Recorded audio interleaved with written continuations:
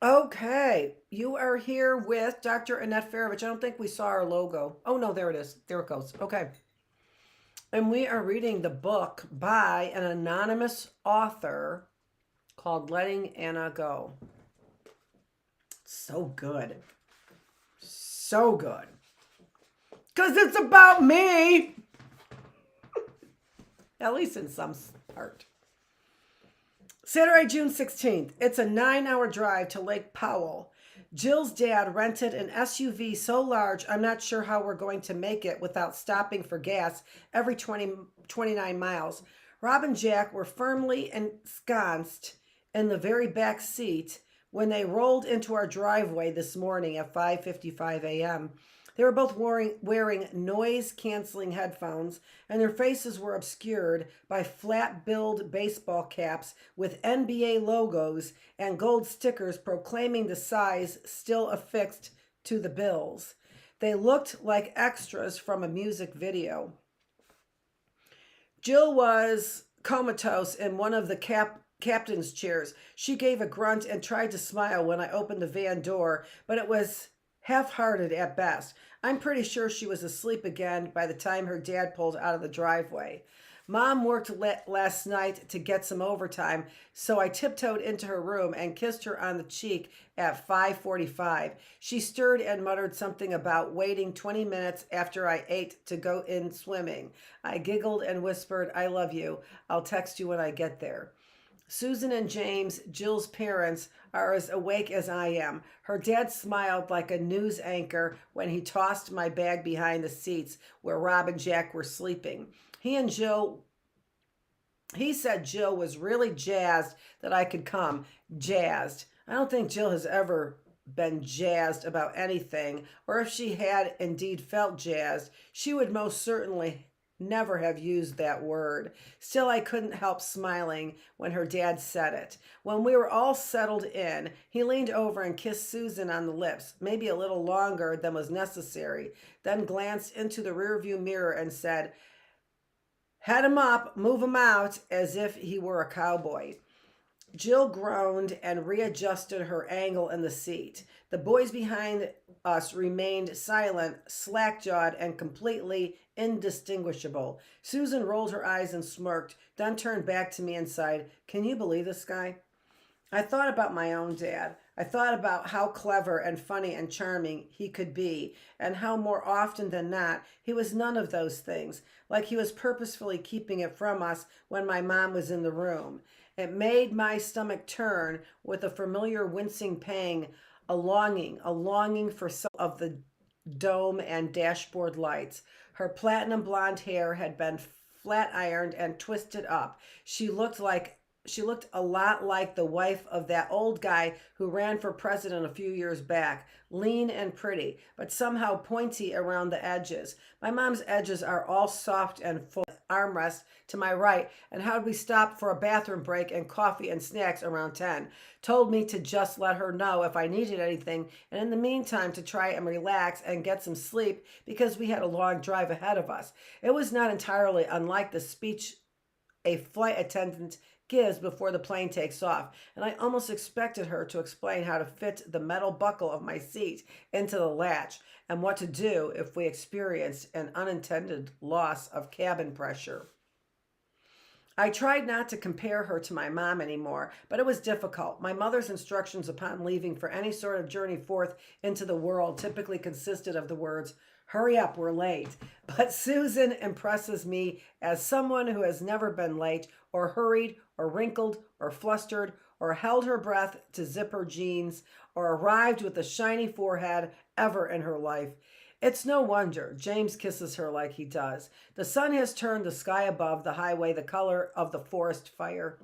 Soon it will peak over the horizon. I'm finally feeling sleepy, and the thrum of the tires against the pavement and the perfectly cooled air spilling out of the vents is soothing somehow, and I think I might be able to sleep for a little while.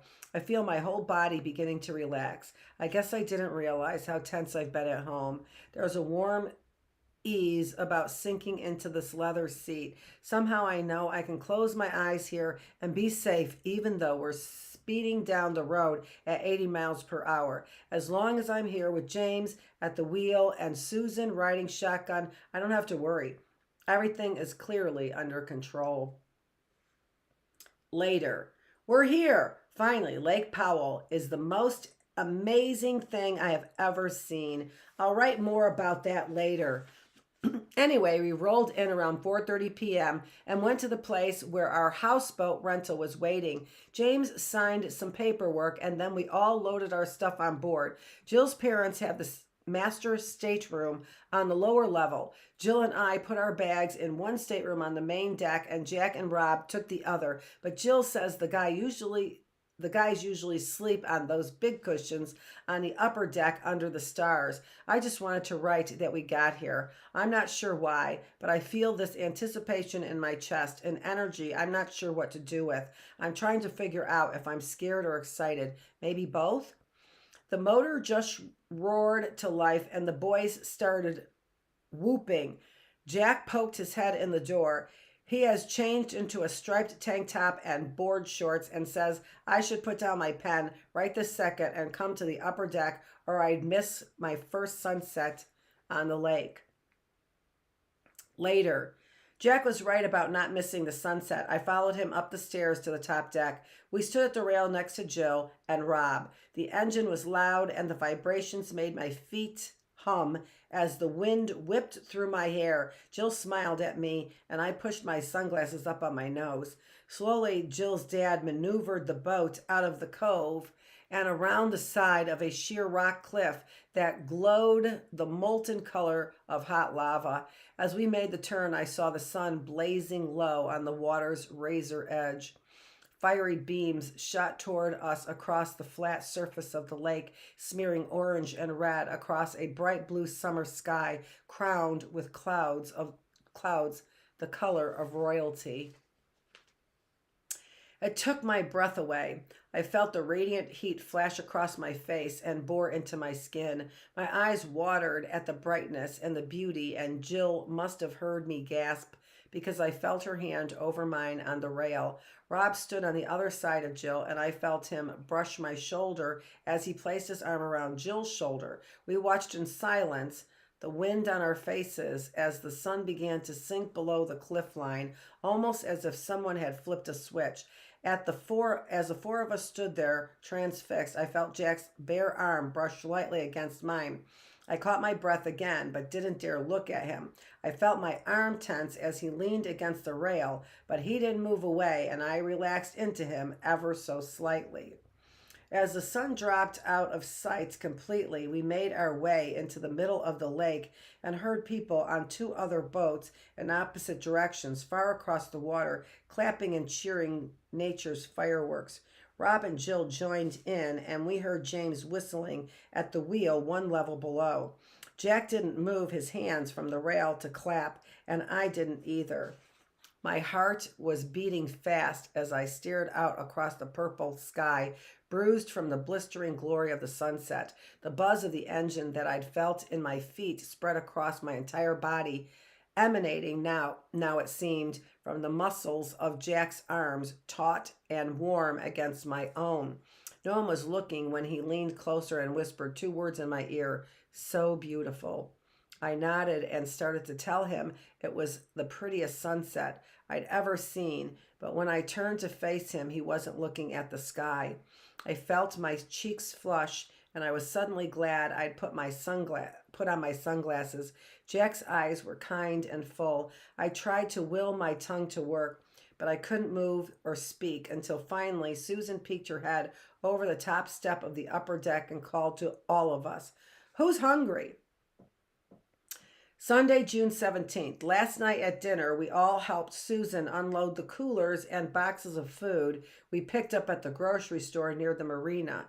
She'd brought a few things from home and has the stocking and distribution of the boat's tiny kitchen down to a science. She unloaded and directed and pointed and explained like a well-oiled machine until the food was put away and the coolers whisked out of sight. Rob and Jack were shown where their stash of junk food was stored, along with a strict warning about breaking into supplies for family meals.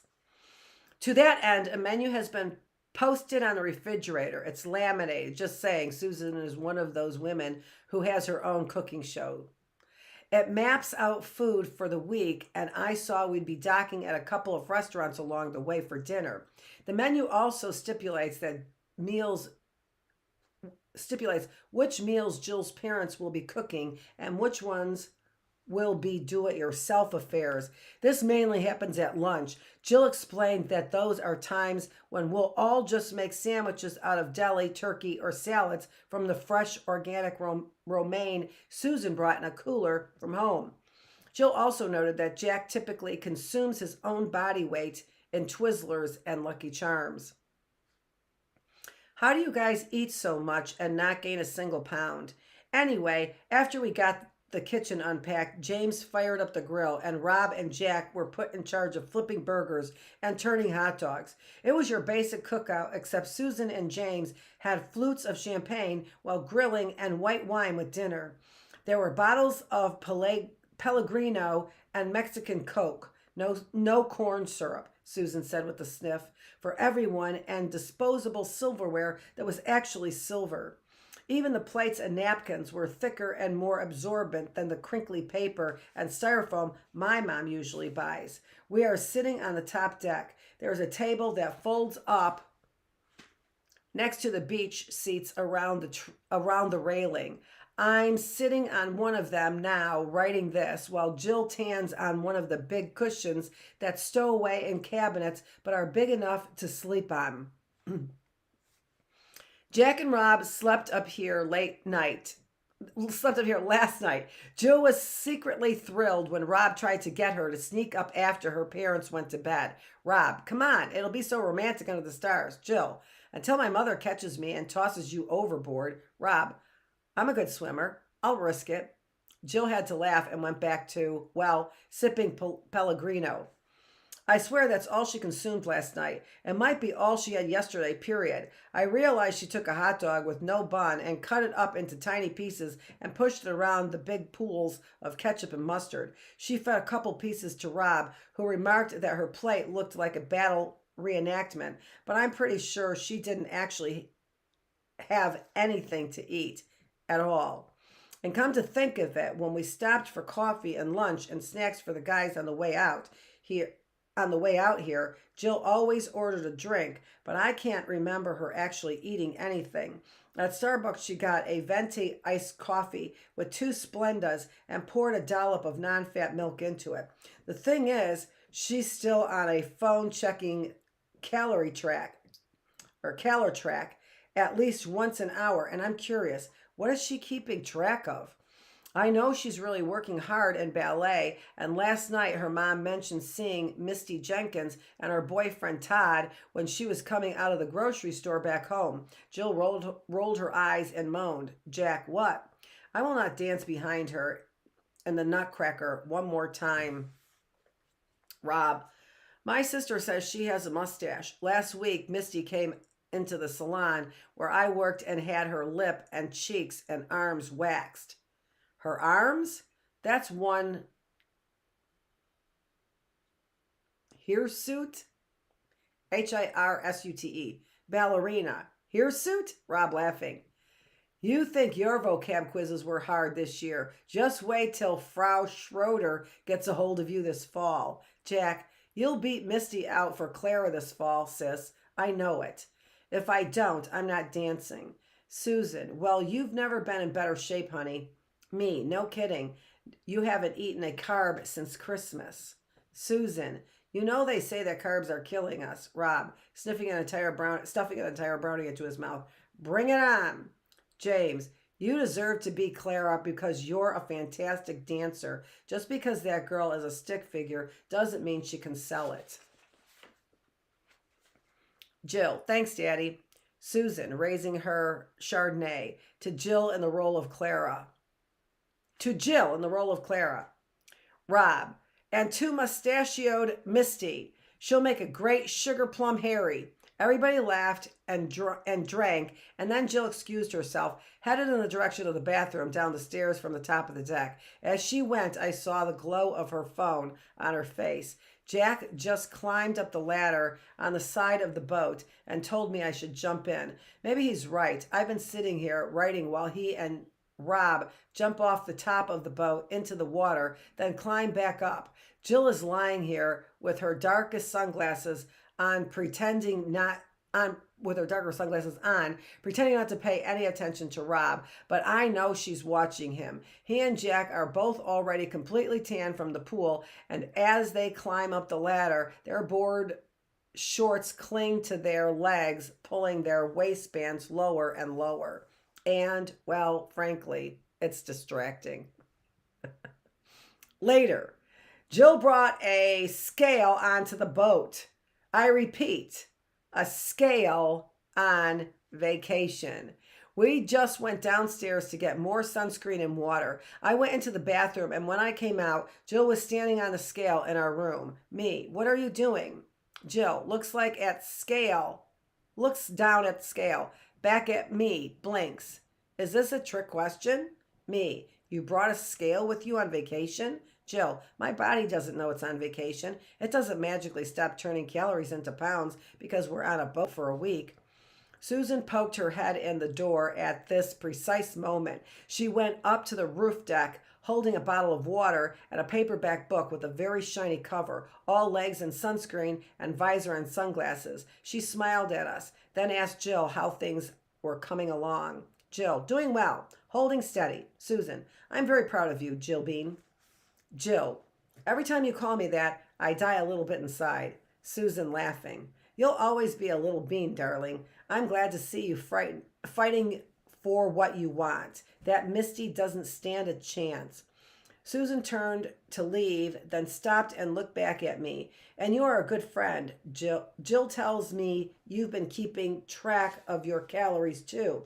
It's always easier when you've got support. It certainly has paid off. You've never looked better. I opened my mouth to explain that I was keeping track of my calories in the opposite direction, making sure I got more calories, not fewer. But something about the look on Susan's face stopped me. The beaming smile, the admiration, it felt warm on my skin, like the sun up on the top deck. I smiled back at her and shrugged. What are friends for? Susan winked at me and said she wasn't the only one who had noticed. Jill, Mom, please. Susan, what? Of course Jack would notice. I mean, look at the figure on this one. All this calorie counting and running is working out very well. Susan put down her water bottle and book and draped an arm across my shoulder.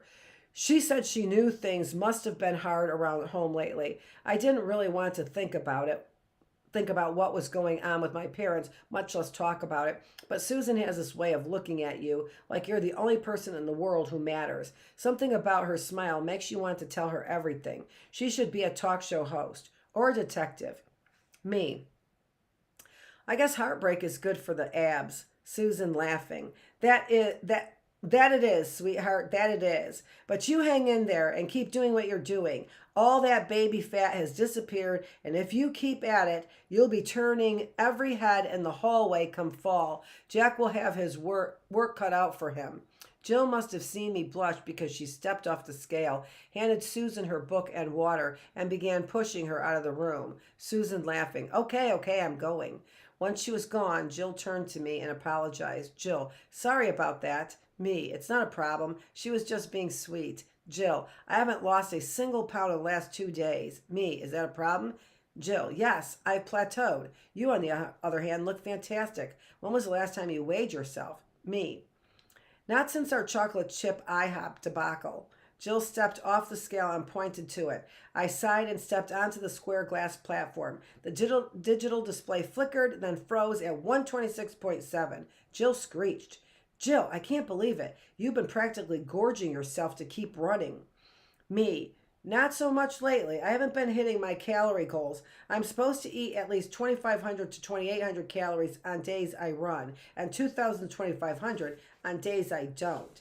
Jill, dear God, that's like an entire extra meal. Hope you're hungry. Me, Well, I don't want to balloon out while I'm on the boat. I mean, I'm not running at all this week. Jill said she was limiting her calories this week to 1,700 per day and pointed out that it wasn't too far off from my 2,000 calorie rest day goal. She grinned and asked me if I thought I could do it with her. I didn't know exactly what to say. Not being around my mom and dad and the unending sadness at our house for only 2 days had brought back my appetite. I hadn't been able to eat much for a week, and now that I could actually eat again, the idea of controlling it just because I could felt exhilarating. Just because I could felt exhilarating. I think that was supposed to be feel. Besides, it was only 300 calories less than I'd been eating anyway, and I'd only been doing it to help Jill. I nodded, sure, let's do it. Jill, excellent. You know, this is exactly what successful people do when they come up against hardships in their lives. Me, wait, what do? Jill, they take control, me, of 300 calories? Jill, it's a start. Monday, June 18th, weight 127. Jill is hardcore about the scale and the calorie tracking. I guess I knew she was doing it, but being on the boat with her and sharing a room is pretty intense. She insists we weigh ourselves before we go to bed and again after we get up. Sorry, scratch that. When we get up after going to the bathroom. She made me redo it this morning because I hadn't pooped yet. Jill, that's just extra weight that's going to come out of you anyway. Me, I'd really like to not talk about my bathroom habits with you. Jill, go do your business and come back. Me, fingers in my ears, la la la la la la la la. In the end, she was correct. I weighed less afterward. You wouldn't think 300 calories could make that much difference, but it does. It was a difference between eating dessert last night and just having some tea while Jill and I watched Jack and Rob scarf down s'mores they made over the grill. Tonight we're docking and going ashore for dinner at this restaurant in the marina. I had 2 hard-boiled eggs and a cup of strawberry yogurt for breakfast this morning. According to Calorie Track, that's 412 calories. For lunch, the guys made deli sandwiches, and Jill and I turkey and cheese roll-ups. Each turkey slice had 25 calories, and each cheese slice had 80. So I used half a cheese slice with each piece of turkey and had 6 roll-ups for a total of 390 calories. That means if I stick to our plan of 1,700 calories per day, I've only got 898 calories left, which should be plenty for dinner tonight. The problem is this, I'm hungry now, and it's only 2 in the afternoon. How am I going to hold out for another 5 hours until we get to the restaurant at 7 tonight? Jill and I are drinking so much water. We already run through a whole case of water bottles, and we're going to stop to get more at the grocery store in the marina tonight. After lunch, we were floating on these big rafts tethered to the boat, and Jill kept going inside to use the bathroom. Jack was making fun of her for not just peeing in the lake. Jack, you have a bladder the size of a small walnut. Jill, I will not pee in this lake. Rob, why not? The fish do. Jack, so does Rob. Rob, pushing Jack off the raft into the water. We won't tell anyone, I promise. Jill, as a thinking vertebrate possessing the power of speech, limbs with which to climb a ladder, and a noted absence of gills, I will not be relieving myself in the water. Jack climbed back onto the raft next to me as Rob followed Jill up the ladder to get a Coke, and which playlist on the iPhone playing through the speakers on the deck. Jack, you having fun? I smiled and nodded. It's beautiful here. Did you know Lake Powell is man-made? No, really? Yep. Glen Canyon Dam was built across the Colorado River and flooded Glen Canyon. As I stared up at the sheer cliffs, bright and orange, towering above us against a cloudless blue sky, I couldn't believe it. Man, it seems to me is so bad at coming up with truly beautiful things. No. Man, it seems to me, is so bad at coming up with truly beautiful things on a grand scale, especially in nature. My mom is forever talking about the beautiful new shopping center or the beautiful new hospital wing or the beautiful new condo development. That's not me. But none of those things seem very beautiful to me. I suppose they are nice in a certain way. I guess the new outdoor mall with the dancing fountain bears and the old dancing fountain Beats, the old indoor mall from the 80s with the brown glazed brick and the orange tile waterfall in the middle that smelled like chlorine and dirty feet. Still, as I gazed around at the canyon walls, I couldn't believe that someone had planned something so perfect and serene, so vibrant and brilliant, full of color and texture and endless sky. Something so romantic, isn't it? That was Jack. I was blown away that he'd said that word just as I was thinking it. I blushed, but I don't think he could tell because my cheeks are a little pink anyway from the sun. Me, softly, yeah, it is. Jack was lying on his back, one hand under his head. I'd been trying not to watch the drops of water that were slowly trickling off his chest and pooling into the little indentations between his abs. I rolled over on my back on the raft, the cool water against my legs and the sun warming the wet fabric of the new bikini top stretched across my chest gave me goosebumps. I felt Jack reach out with his free hand and grab my raft, pulling us over. I turned my head to glance at him through my sunglasses, but he was staring up at the sky. We lay there in silence, letting the sight of the cliffs against the sky and the heat of the sun on our skin wash over us. There was something electric in the air that I'd never felt before, like someone or something had sucked all the air out of my lungs with a vacuum, and I couldn't get a good deep breath. I realized, floating there under the wide blue sky on rafts tied to the boat, that there was the feeling of anticipation. It felt like something was about to happen. It felt like something should happen, and then something did. They named Lake Powell after John Wesley Powell. Who was he? Jack, a one-armed Civil War vet. He explored the Colorado River and this canyon in a wooden boat. Me, with one arm? I felt Jack's hand against mine. His fingers were sure and steady as he threaded them through mine. This time, when I turned my head, he was looking right at me, a sweet smile on his lips and a twinkle in his blue eyes, as clear and endless as the sky above us. Jack, better hold hands while we've still got 'em. So we did. All afternoon, even when Jill and Rob came back, Jack didn't let go. Finally, Susan called over the side of the boat from the upper deck and said it was time for us to get cleaned up so we could eat at the marina. We swam to the boat, and Rob and Jill climbed the ladder ahead of us.